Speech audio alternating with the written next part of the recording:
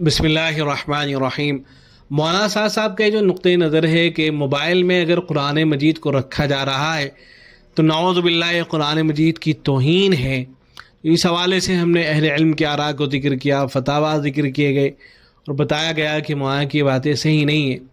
مولانا صاحب اپنی اس بات کو ثابت کرنے کے لیے وہ مثال بھی دیا کرتے ہیں۔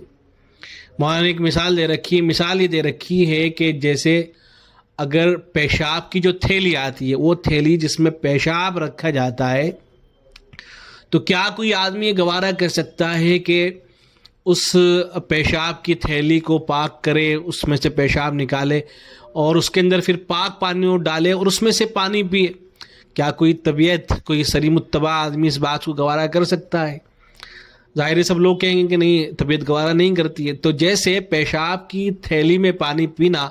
کوئی اس چیز کو گوارا نہیں کر سکتا ہے، تو بالکل اسی طرح سے موبائل میں قرآن مجید رکھنا، اس کو طبیعت کیسے گوارا کر سکتی ہے اور یہ کیسے جائز ہو جائے گا؟ تو توہین ہوگی۔ یہ مولانا نے مثال دے رکھی ہے۔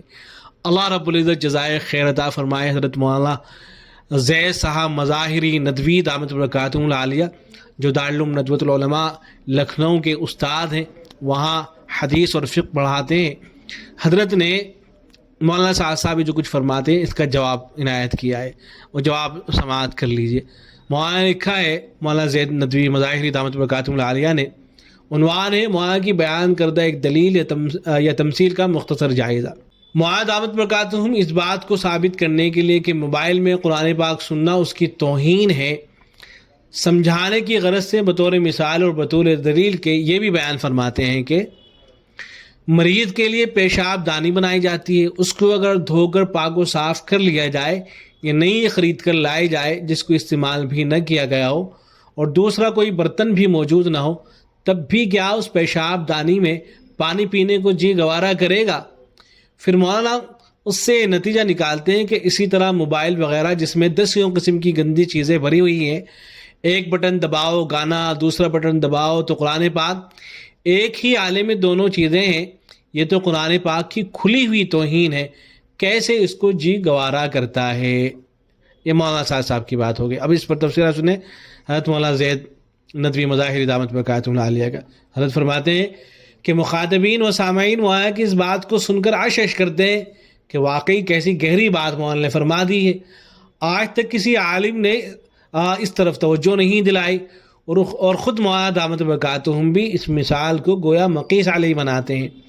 اور اس پر قیاس کرتے ہوئے گویا بطور دلیل کے اس کو بیان فرماتے ہیں، اور ورنہ کم از کم سامعین تو اس کو پختہ دلیل سمجھتے ہی ہیں۔ حالانکہ اگر مولانا کی اسی بات کو بنیاد بنایا جائے تو پھر لاؤڈ اسپیکر جو بڑے بڑے اجتماعات میں 2-3 روز کے لیے کرائے پر لائے جاتے ہیں کہ چند روز قبل وہی لاؤڈ اسپیکر کسی ناچ گانے میں استعمال ہو رہے ہوتے ہیں، دکان والوں کو تو کرائے سے مطلب ہے، وہ تو سب کے سب کاموں کے لیے کرائے پر دے دیتے ہیں، تو اس کا مطلب اجتماعات میں ایسے لاؤڈ اسپیکر بھی استعمال نہیں کرنا چاہیے، یا کم از کم پہلے خوب تحقیق کر لینی چاہیے کہ اس لاؤڈ اسپیکر کو ناچ گانے وغیرہ میں استعمال تو نہیں کیا جاتا۔ یعنی بالکل بات واضح ہو گئی ہے کہ اگر آپ یہ کہتے ہیں کہ موبائل میں قرآن مجید کو اس لیے نہیں سننا چاہیے یا اس لیے نہیں پڑھنا چاہیے اس لیے کہ اس میں گندی چیزیں ابھی آتی ہیں، تو پھر تو مائک بھی، لاؤڈ اسپیکر بھی استعمال نہیں ہونے چاہیے، اس لیے کہ ان کو گندے کاموں کے لیے استعمال کیا جاتا ہے، ناچ گانوں کے لیے استعمال کیا جاتا ہے۔ تو بجائے اس کے کہ لوگوں کو یہ سمجھایا جائے کہ موبائل کا آپ صحیح استعمال کریں، موبائل میں آپ کوئی گندی چیز نہ رکھیں، موبائل میں آپ گانے نہ رکھیں، موبائل میں آپ تصویریں نہ رکھیں، تو بجائے اس کے کہ لوگوں کو یہ چیزیں سمجھائی جائیں، آپ تو یہ سمجھانے کے لیے بیٹھ گئے ہیں کہ موبائل کے اندر اگر اچھی چیزیں رکھی جا رہی ہیں تو یہ ان اچھی چیزوں کی توہین ہے۔ ہونا تو یہی چاہیے نا کہ موبائل میں آپ لوگوں کو ترغیب دیں کہ موبائل میں قرآن مجید رکھیں، موبائل میں اچھی دینی کتابیں رکھیں، موبائل کے اندر علماء کے بیانات رکھیں، لیکن آپ تو یہ کہہ رہے ہیں کہ نہیں، موبائل کے اندر قرآن مجید رکھنا یہی قرآن مجید کی توہین ہو گئی ہے۔ تو اگر یہ توہین ہے قرآن مجید کی، تو پھر آپ جو لاؤڈ اسپیکر استعمال کر رہے ہیں وہ دین کی توہین ہے کہ آپ ایک ایسی چیز جو غلط کاموں کے لیے استعمال ہوتی ہے اس کو اپنے صحیح کام کے لیے کیسے استعمال کر رہے ہیں۔ تو یہی بات مولانا نے فرمائی۔ پھر آگے فرمایا کہ اسی طرح جن پریسوں میں دینی کتابیں اور قرآن پاک احادیث مبارکہ تباہ ہوتی ہیں، پریس کے اندر کتابیں چھپتی ہیں، تو انہی پریسوں میں اہل باطل کی، کفر و شرک کی یا فحش اور گندی باتوں پر مشتمل کتابیں بھی تباہ ہوتی ہیں۔ تو چاہیے کہ فضائل اعمال، منتخب احادیث وغیرہ دینی کتب ایسے ہی پریس میں چھپنی چاہیے تھی، جن پریس میں کوئی غلط اور فاسد عقیدے والی کتابیں نہ چھپتی ہوں اور اس کی تحقیق بھی کی گئی ہو، ورنہ یہ بھی بڑی بے ادبی اور توہین ہوگی کہ ایک ہی مشین اور ایک ہی پریس، اس میں گندی چیزیں بھی تباہ ہوں اور اسی میں دینی کتابیں بھی چھپ رہی ہوں۔ کیسے جی گوارا کرے گا؟ لیکن کیا آج تک کسی فقیہ اور مفتی نے اس کو غلط اور بے ادبی توہین سمجھا ہے؟ ہرگز نہیں۔ تو پھر مولانا دامت برکاتہم اس بنا پر موبائل میں قرآن پاک سننے کو بے ادبی اور توہین پر کیوں محمول کرتے ہیں؟ حضرت مولانا مفتی شفیع صاحب رحمہ اللہ نے تو دلائل کی روشنی میں ریڈیو تک میں قرآن پاک تلاوت کرنے اور سننے کو بغیر کسی کراہت کے جائز قرار دیا ہے، جبکہ اس میں گانے وغیرہ ناجائز پروگرام بھی آتے ہیں۔ یہ کتنی عمدہ مثال ہمارے سامنے موجود ہے۔ اور ریڈیو میں تو دیکھیں اختیار بھی نہیں ہوتا ہے، ریڈیو میں تو آدمی کو وہ سننا پڑتا تھا جو سنا دیا جاتا تھا، اس لیے کہ پروگرام تو وہاں سے نشر ہوا کرتے تھے۔ موبائل میں تو آدمی کے کنٹرول میں ہوتا ہے، وہ جیسے چاہے اس کو استعمال کر سکتا ہے، لیکن ریڈیو میں تو ایسا نہیں ہوا کرتا تھا۔ لیکن اس کے باوجود بھی علماء نے اجازت دی کہ بھئی اگر آپ ریڈیو کے ذریعے سے بیانات سن رہے ہیں تو جائز، آپ قرآن سن رہے ہیں تو جائز، آپ کچھ اور صحیح چیز سن رہے ہیں تو جائز،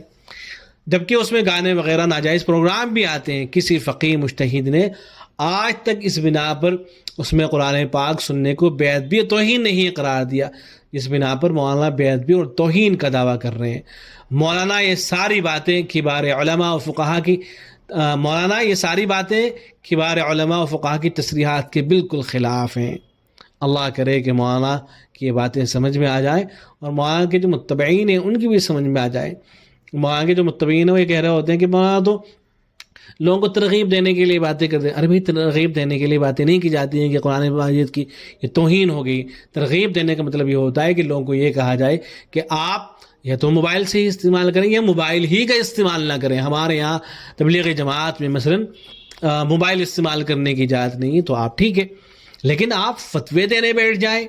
کہ جو موبائل استعمال کر رہا ہے وہ قرآن مجید کی توہین کر رہا ہے، قرآن مجید اگر کوئی سن رہا ہے موبائل کے اندر تو یہ توہین ہو رہی ہے، آپ فتوے صادر کرنا شروع کر دیں، آپ اہل علم اور علماء پر الزامات عائد کرنا شروع کر دیں کہ یہ سب کے سب ان کی شیطان کے اوپر ان کی گدی پر شیطان سوار ہو گیا ہے اور یہ علم سے واقفیت نہیں رکھتے ہیں، یہ سب کے سب علماء سو ہیں، جاہل ہیں جو یہ فتویٰ دے رہے ہیں کہ موبائل کا استعمال کرنا جائز ہے۔ آپ اگر یہ تقریر کرنے بیٹھ جائیں گے تو ظاہر ہے یہ باتیں تو عقل کے بھی خلاف ہیں، نقل کے بھی خلاف ہیں، دنیا بھر کے جو علماء اور فقہاء کرام باتیں کر رہے ہیں ان کے خلاف یہ ساری کی ساری باتیں ہیں۔ تو اللہ کرے کہ مولانا کی یہ باتیں سمجھ میں آ جائیں۔ السلام علیکم ورحمۃ اللہ۔